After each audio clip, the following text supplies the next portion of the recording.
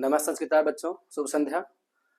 आइए आज हम लोग फिर से इस वीडियो में ये देखेंगे कि कुछ क्वेश्चन ऐसे होते हैं जिनका उत्तर पंक्ति में ही सन्निहित रहता है, लेकिन उसमें कुछ शब्द ऐसे होते हैं जिनके नीचे अंडरलाइन की गई होती है।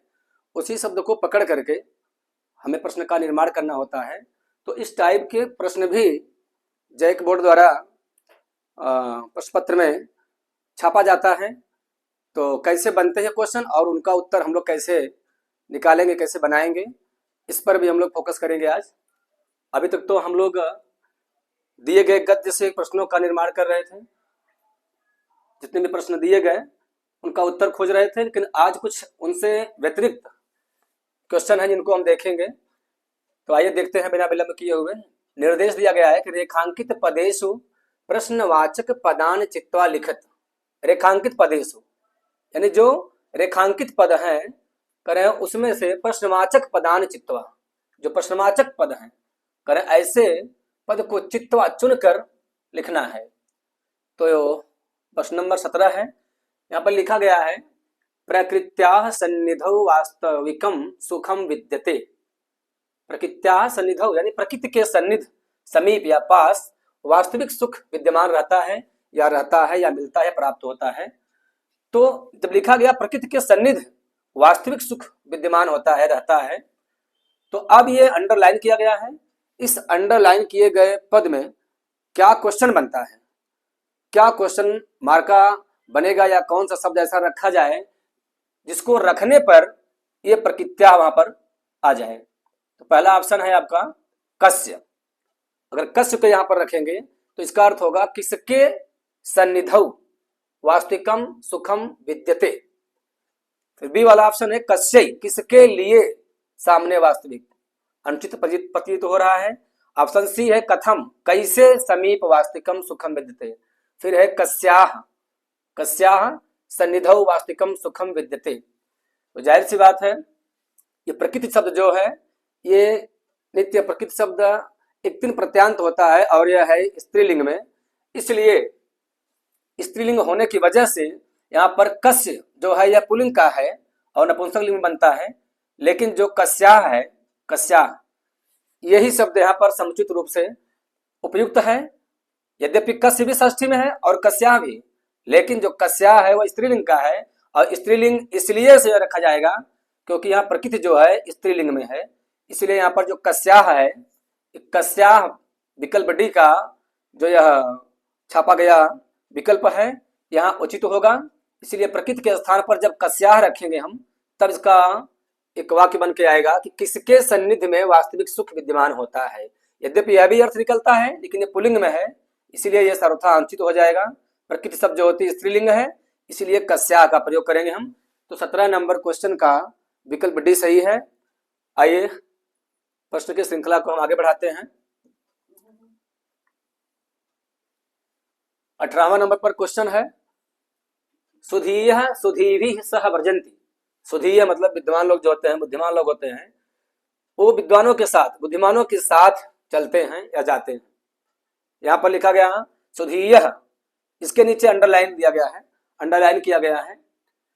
तो आया यहाँ पर के, ऑप्शन ए में है के, बी में है काम और सी ऑप्शन में लिखा गया है काह, डी में है केन। हालांकि ये क्वेश्चन जितने भी हैं साहित्य से इतर हैं, व्याकरण के संबंधित हैं और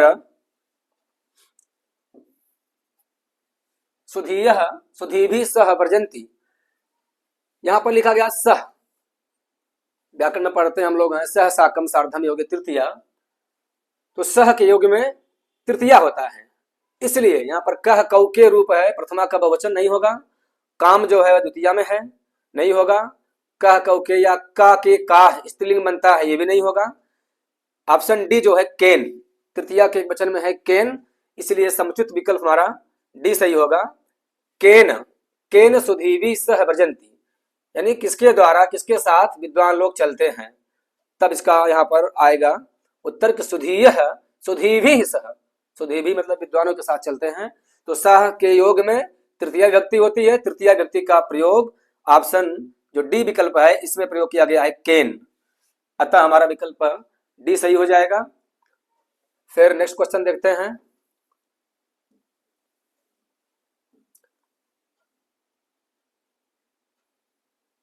एक निर्देश दिया गया है कि रेखांकित पदेश प्रश्नवाचक पदान चित्वा लिखत। संभवतः वैसे प्रश्न यह भी है, रेखांकित जो पद हैं उसमें से प्रश्नवाचक पदों को चुनकर लिखना है। प्रश्न नंबर 19 है, उभौ सस चत्वरे स्थापितवन्तौ। उभौ माने दोनों, सस चत्वरे चबूतरे पर स्थापितवन्तौ स्थापित किए गए हैं, विद्यमान है। तो जब यहाँ होगा चत्वरे यानी चबूतरे पर, सप्तमी का रूप है, में पर प्रति जो कारक चिन्ह होता है वह है चत्वरे, तो यहाँ हो जाएगा कदा। कदा स्थापितवन्तौ नहीं, बल्कि एक स्थान है तो स्थान के संबंधित ही हमारा यहाँ पर ऑप्शन रहेगा। कदा, कदा स्थापितवन्तौ, तो ऑप्शन ए जो है वो भी सही नहीं होगा, क्योंकि यहाँ लिखा गया है चत्वरे, फिर है कुत्र यानी कहां पर, कस्मात केशाम, तो कस्मात होगा कहां से, हालांकि कहां से ऐसा नहीं है, चत्वरे चबूतरे पर स्थापित किया गया है, तो हो जाएगा हमारा ऑप्शन जो बी है कुत्र, न तो कदा होगा और न ही कस्मात, और ऑप्शन डी जो है केशाम यह भी अनुचित है। हमारा जो प्रश्न बन के आता है कुत्र यानी उभौ सस कुत्र स्थापितवन्तौ, तब इसका उत्तर निकल के आएगा कि चत्वरे यानी चबूतरे पर स्थापित किया गया है।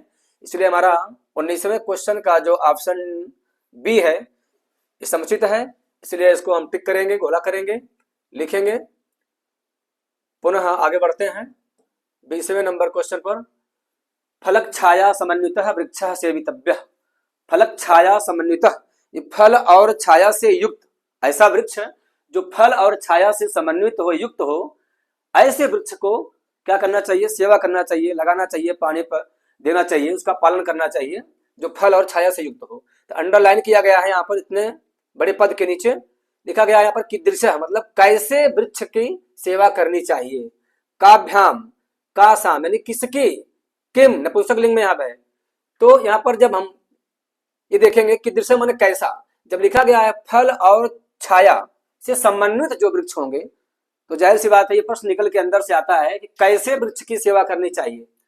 तो पहला ही ऑप्शन जो हमारा है 20वें का डी, सॉरी ए, कीदृशः यानी कि कैसे वृक्ष की सेवा करनी चाहिए, तब उत्तर निकल के आता है कि फलक छाया समन्वितः, यानी फल और छाया से जो युक्त वृक्ष हो ऐसे पेड़ को लगाना चाहिए, ऐसे पेड़ की सेवा करनी चाहिए।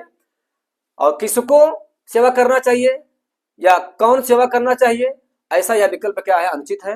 लेकिन 20वें क्वेश्चन का जो ऑप्शन ए है वह सर्वथा उचित है, इसलिए उसको हम टिक करेंगे, लिखेंगे। पुनः आगे बढ़ते हैं। अगला क्वेश्चन है, अधोलिखित वाक्येषु रेखांकित पदानाम संधि विच्छेदम वा चित्वा लिखत। संधि विच्छेदम यानी संधि होगा या फिर विच्छेद होगा, उसको चुनकर हमें लिखना है। जैसे यहाँ पर 21वें नंबर पर लिखा गया है, पश्य पश्य एतत् चित्रम, देखो देखो एतत् चित्रम, यह चित्र। यहाँ पर एतत् चित्रम जो है इसके नीचे अंडरलाइन किया गया है, एतत् का रूप है यह नपुंसक लिंग में एतद, इसका यहाँ पर तक द हो जाएगा, जलाम जसवंती से त का द हो जाएगा, बन जाएगा एतद चित्रम। लेकिन यहाँ पे करना क्या है, विच्छेद रूप में है, एतद अलग है, चित्रम अलग है, तो इसको हमें करना है संधि। यहाँ लिखा गया है संधि विच्छेदम वा, यानी संधि अथवा विच्छेद करना है। तो ऐसे कंडीशन में यहाँ पर दोनों पद अलग है, विच्छेद है, अलग है। जब दोनों पद अलग हैं तो उनको हमें संधि करना होगा, यदि संधि है तो दोनों पदों को हमें विग्रह करके अलग करना पड़ेगा। इसलिए हम देखते हैं यहाँ पर क्या लिखा गया है कि एतत् चित्रम, यहाँ पर एक संधि आती है, जो सूत्र है उसका स्तोह सुनासु, सकार और तवर के पश्चात सकार और चवर्ग आता है, तो इस सकार को बड़ा सा और तकार को चवर्ग हो जाएगा। यहाँ पर त है इसलिए इसके स्थान पर च हो जाएगा। तो इसमें हम देखते हैं एतत् चित्रम कहाँ पर है, ऑप्शन ए में एतत् चित्रम, संभवतः यही सही है। फिर आगे देख लेते हैं, एतत् चित्रम हो गया है, अनुचित है, गलत है। ऑप्शन सी एतन्न चित्रम, यह भी क्या है, गलत ही है। एतत् चित्रम, यह भी गलत है। 21 नंबर प्रश्न का जो उत्तर है वह ऑप्शन ए सही है, एतत् चित्रम, यानी इस तरह का भी क्या हो जाएगा, च हो जाता है, स्तो सुनाश सूत्र से, ये सही हो जाएगा। इसके बाद हम बढ़ते हैं अगले प्रश्न पर, प्रश्न नंबर 22 नायकः नाटकस्य प्राणः भवति। नायकः नाटकस्य प्राणः भवति, कोई भी नायक होता है, कोई हीरो होता है, सच में वह नाटक का नायक होता है, प्राण होता है, सॉरी प्राण होता है। तो यहाँ नायक में संधि अथवा विच्छेद करना है, तो हम देख रहे हैं दो पद एक साथ है, ये संधि रूप में है, इसको में अलग करना है, विच्छेद करना है। तो यहाँ पर हो जाएगा नय धन आकह, ने धन अकह, नाय धन अकह, ने धन अकह। तो एचो अयवा यावा सूत्र से जो अयादि संधि होती है उसको हम लोग गहराई से पढ़े होंगे, तो उसमें देखेंगे एच क्रमाद अय अव आय आव एते स्यूरच, यानी एच को ए ओ आय अव को क्रम से क्या होता है अय आय अव आव, ए को अय, ओ को अव और अय को आय और आव को आव। तो यहाँ पर नय धन अकह है, इसको करेंगे आप नय धन अकह, सॉरी अलग करेंगे इसको हम, तो ये हलंत हो जाएगा क्योंकि यहां से स्वर जब निकालेंगे ये कंडीशन बनेगी प्लस अकह प्लस अकह। अब वही कहता है कि एच प्रत्याहार को ये ओ ऐ औ को क्रमशः ए ओ ऐ और आव हो जाए। तो यहाँ पर ऐ है, यदि उसके बाद कोई स्वर है तो यहाँ पर ऐ है, तो इस ऐ का हो जाता है आय। यद्यपि मैं व्याकरण का अध्यापन नहीं कर रहा हूं, यहाँ पर पढ़ा नहीं रहा हूं, बस एक एग्जाम्पल आपको दिखा दे रहा हूं। अकह, इसको हम जोड़ेंगे, चूंकि हलंत है इसमें से स्वर निकल गया है, अब ये आ जुड़ जाएगा उसमें तो पूरा बन जाएगा ना, और यह हलंत था सॉरी, और ये आ जुड़ जाएगा स्वर इसमें तो पूरा यह हो जाएगा, फिर क है आपका, ये बन गया नायक। अयादि संधि है, एचो एवा यावा सूत्र है उसका। आइए तो हम देखते हैं 22 नंबर क्वेश्चन का ए ऑप्शन सही है। नए सॉरी थोड़ा सा यहाँ पर मिस्टेक है, नय धन अकह, नय धन अकह, आय का आय होता है तो नय धन अकह थोड़ा मिसप्रिंट हो गया है, अकह सही होगा, यद्यपि ये सही है लेकिन यहाँ पर ए है, तो नय धन अकह सही होता है।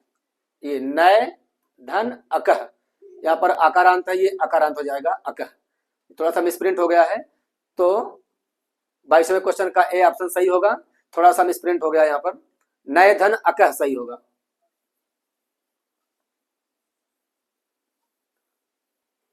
अगला क्वेश्चन देखते हैं,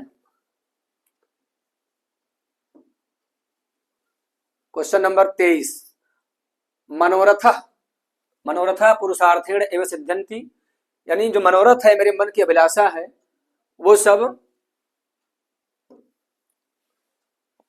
पुरुषार्थेण, पुरुषार्थ के द्वारा ही सिद्ध होता है, सफल होता है, ऐसा लिखा गया है। मनोरथ पर अंडरलाइन किया गया है। इसका जब एक पद है तो हमें विच्छेद करना है, तो इसका विच्छेद होता है विसर्ग संधि में मनः धन रथ, मनः धन रथ, मनोधन रथ नहीं होगा, बल्कि क्या होगा मनः धन रथ, ये भी गलत है, मनस धन रथ बनेगा बाद में यही, लेकिन ये विसर्ग का सा होता है, स का रू होगा, रू का उत्तो से विसर्ग बनता है फिर से, तो बनता है मनः धन रथ। समुचित प्रयोग जो किया गया है विकल्प बी में मनः धन रथ, यही सही है, बाकी सब अनुचित है, गलत है। तो 23 नंबर का ऑप्शन बी सही है। आइए अगला क्वेश्चन देखते हैं 24, संपूर्ण विश्व सज्जना दुर्लभा जायन्ते, संपूर्ण संसार में सज्जना जो सज्जन है दुर्लभ है, दुर्लभ है यानी बहुत कठिनाई से प्राप्त होते हैं, मिलते हैं। तो यहाँ पर जो सज्जना शब्द है इसका जब संधि में है तो हमें विच्छेद करना होगा, ये है आपका सनधन जना, बिल्कुल अनुचित है, गलत है, सतधन जना, समधन जना और सचधन जना। यहाँ पर सतधन जना जो है यही सही होगा, व्यंजन संधि के अंतर्गत सज्जना बलिता का यहाँ पर है ज होगा, फिर इसके बाद जोड़ेंगे तो बनेगा आपका सज्जना। तो 24 नंबर क्वेश्चन का ऑप्शन जो है आप संक्षिप्त में बताएंगे, आपको बी सही है और बाकी जितने भी ऑप्शन आपके हैं गलत हैं। तो हम आगे बढ़ते हैं, अगले क्वेश्चन में जाते हैं, देखते हैं 25 नंबर क्वेश्चन पर लिखा गया है कार्य तो अवधानेन क्रीधन अनियर, क्रीधन अनियर पर अंडरलाइन किया गया है, इसको भी हमें जोड़ना है। क्री धातु होती है और अनियर प्रत्यय है, कृत प्रत्यय के अंतर्गत जो 7 प्रत्यय हैं उसमें आता है अनियर भी, तो अनियर का जो र है ये हलंत्यम सूत्र से, सूत्र आता है हलंत्यम, इस हलंत्यम सूत्र से ये इसकी संज्ञा होकर के तसलोप पर लोप हट जाएगा, ये बचेगा केवल अनीय, तो बन जाता है आपका ये कृधन अनियर। कृधन अनियर, इसमें तब्यत तब लगता है इसलिए ये गलत है, यहाँ पर अनियर प्रत्यय लगा है तो ये तब्यत तब का योग प्रयोग किया गया है इसलिए गलत है। करणीयम, ये भी अनुचित है क्योंकि यहाँ पर न कड़ा हो जाता है। कुर्वन, सत्रि समास का प्रयोग किया गया है इसलिए भी गलत हो जाएगा। करणीयम, हमारा जो ऑप्शन डी है 25 नंबर क्वेश्चन का वो सही है। कृधन अनियर बराबर बनता है करणीयम, यानी कोई कार्य जो है करने योग्य है या करना चाहिए अर्थ में होता है अनियर प्रत्यय, तो ऑप्शन डी सही हो जाएगा। पुनः आगे बढ़ते हैं, अगला क्वेश्चन है 26 नंबर का। धावंती बालिका पथ अपतत। धावंती सत्रि प्रत्यांत है, दौड़ती हुई बालिका, पथ माने रास्ता में, मार्ग में, सप्तमी का एक वचन है। अपतत गिर गई, दौड़ती हुई बच्ची का की मार्ग में गिर जाती है। धावंती पर अंडरलाइन किया गया है, कौन सा प्रत्यय का प्रयोग किया गया है, मैंने बोल दिया पहले ही। धावंती में जो है दौड़ती हुई यानी वर्तमान कालिक क्रिया का बोध करा रहा है ये वाक्य। तो धाव धातु है सब में, दौड़ने अर्थ में, सत्रि प्रत्यय जो होता है और सानस दोनों वर्तमान काल के लिए प्रयोग किए जाते हैं। तो यहाँ पर धावंती में जो है धावधन सत्रि, पहला ऑप्शन जो है यही सही हो जाएगा, धावती में हो जाएगा, ये भी गलत है और ये भी। तो हमारा जो 26 नंबर क्वेश्चन है उसका ऑप्शन ये सही है। आगे बढ़ते हैं हम। धावधन सत्रि प्रत्यय बराबर धावंती, दौड़ती हुई, वर्तमान काल के लिए प्रयोग किया जाता है। 27वें नंबर क्वेश्चन है अश्वा मार्गे धावती। अश्वा जो घोड़े होते हैं या घोड़ी है, यहाँ पर अश्व माने घोड़ा होता है, अश्वा हो गया यहाँ पर घोड़ी।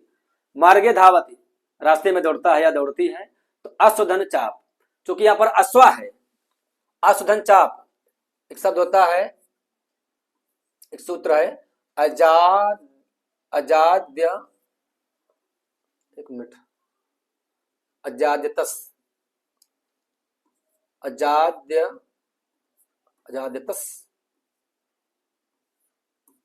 टाप, अजाद्यतस टाप, यानी अजा आदि शब्द जो पुल्लिंग शब्द होते हैं, अज आदि, उनको स्त्रीलिंग बनाने के लिए टाप प्रत्यय का प्रयोग होता है। यानी कोई पद है, कोई शब्द है जो कैसा है, पुल्लिंग में है, उसको हम बनाएंगे जब स्त्रीलिंग में तो टाप प्रत्यय का प्रयोग होता है। यद्यपि स्त्रीलिंग के बहुत सारे प्रत्यय हैं, टाप, डाप, चाप, नीस, नीप, नीन, लेकिन यहाँ पर इस सूत्र से क्या होगा, अजा, अज, तो यहाँ पर जो है अश्व बना है। अश्व माने क्या होता है, अश्व माने घोड़ा होता है, लेकिन अश्व बना है तो यहाँ पर क्या है, अश्व जो है पुल्लिंग में है, इसको बनाएंगे स्त्रीलिंग तो लग जाएगा टाप प्रत्यय। इस टाप प्रत्यय का जो प है इसको हलंत्यम से हटा देंगे और जो एक सूत्र होता है चूटू, चूटू से क्या करेंगे हम, प्रत्यय के आदि में आया हुआ ट गायब कर देंगे, इस संज्ञा करके बचा जो हमारा आ, ये जुड़ जाएगा इसमें अश्वधन टाप में, अश्व में, तो बन जाएगा अश्वा। अश्व माने घोड़ी, घोड़ी मार्ग में दौड़ती है तो अश्वधन टाप कहाँ है, यहाँ पर अश्वधन टाप। 27 नंबर सवाल का जो विकल्प सी है सही हो जाएगा क्योंकि उसमें टाप प्रत्यय लगा हुआ है। अश्वधन टाप बराबर अश्वा। अगला क्वेश्चन देखते हैं हम लोग, पहले निर्देश है इसका अवलोकन करेंगे क्या कह रहा है, पुनः आगे बढ़ते हैं। निर्देश है कि उचित अव्यय पदम विकल्पेभ्यः चित्वा रिक्त स्थान पूरयत। उचित अव्यय को चुन करके विकल्पों में जो लिखा गया है चित्वा चुन करके रिक्त स्थानान पूरयत, जो खाली स्थान होगा उसको हमें क्या करना होगा, भरना होगा। अब यहाँ थोड़ा सा है कि नर अनिच्छन पापम करोति, नर अनिच्छन पापम करोति, यानी मनुष्य जो है अनिच्छन, न चाहता हुआ भी, जिसकी इच्छा नहीं होती है फिर भी पाप करता है, न चाहता हुआ भी, तो एव है, क्या अर्थ हो जाएगा, मनुष्य ही न चाहता हुआ पाप करता है, मनुष्य ही, बाकी और सब लोग करते हैं, नहीं करते हैं, तो इसलिए गलत हो जाएगा। एव मतलब है निश्चयात्मक, केवल मनुष्य ही न चाहता हुआ पाप करता है, ऐसा यह गलत हो जाएगा। फिर एक पूरा माने पहले, मनुष्य पहले न चाहता हुआ पाप करता है, ऐसा भी नहीं सेट हो रहा है। अपि मतलब भी, नर अपि, मनुष्य अपि यानी भी अनिच्छन पापम करोति, करे न चाहता, मनुष्य न चाहता हुआ भी, यही है अपि, यही सही होगा। मनुष्य न चाहता हुआ भी, नहीं चाहता है फिर भी क्या होता है, पापम करोति, पाप कर देता है, तो अपि सही हो जाएगा। चित निपात है यह भी गलत हो जाएगा, इसलिए 28वें क्वेश्चन का जो विकल्प सी है वो सही हो जाएगा, बाकी सारे के सारे सब गलत है, तो यहाँ पर जो है अप ही हो जाएगा। आइए 29वां क्वेश्चन देखते हैं। नगरात एक सुरम्य सरह, नगरात नगर से क्या खल निश्चित रूप से एक सुरम्य सुंदर तालाब है, या नगर के बाहर एक सुंदर तालाब है, या नगर से कहाँ एक सुंदर तालाब है, या इतस्ततः यहाँ वहां। तो जो उचित विकल्प लग रहा है हमें वह है बही। क्या है? बही। नगर के बाहर, नगर से बाहर एक सुंदर तालाब है। बही मतलब बाहर, अव्यय है। तो विकल्प हमारा 29वें क्वेश्चन का हो जाएगा बी सही। बाकी सारे के सारे सब अनुचित हैं, गलत हैं। लास्ट और तीसरा 30 नंबर पर जो क्वेश्चन है, मगधस्य नृपः अशोकः आसीत्। मगध का जो राजा है अशोक था। अब यहां पर आ जाता है, अब है रहेगा, समय का यहां पर बोध कराना है कि पूरा पहले, बहुत समय पहले की बात है कि मगध का राजा अशोक था। यह उचित होगा कि संप्रति माने अभी मगध का राजा अशोक है, अभी, यह उचित होगा। तो इसका मतलब होता है तावत, तो कदाप माने कभी, कभी मगध का राजा अशोक था। यह हो जाएगा पूरा। किसी भी प्राचीन घटना को दर्शाने के लिए हम लोग यूज करते हैं पूरा, मतलब पहले। बहुत पहले की बात है कि मगध का राजा जो है अशोक था, तो पूरा माने पहले, यह सही हो जाएगा। 30वें नंबर का विकल्प ए सही है, बाकी सारे के सारे गलत हैं। तो ये जो प्रश्नों की श्रृंखला है आज हम लोग समाप्त करते हैं। फिर अगले वीडियो में 2024 में पूछे गए जैक बोर्ड द्वारा जितने भी क्वेश्चन हैं, अब इसके बाद जो अवशेष क्वेश्चन बचे हुए हैं उनकी क्या प्रकृति है, वो किस टाइप के पूछे गए हैं, इस पर विचार विमर्श करने के लिए हम आप लोगों से नेक्स्ट वीडियो में मिलेंगे।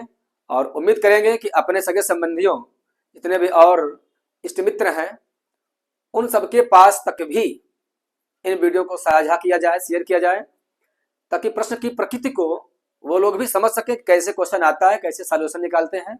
बाकी पढ़ने पढ़ाने का तो हमारे साथी शिक्षक हमेशा से अच्छे पढ़ाते चले आ रहे हैं। उम्मीद करते हैं कि क्लास लगभग नज़दीक होती होगी, आपका जो कोर्स है नज़दीक होता हुआ दिखाई दे रहा होगा। और ठीक है, आज का सेशन बस यहीं तक, फिर मिलते हैं अगले वीडियो में। धन्यवाद।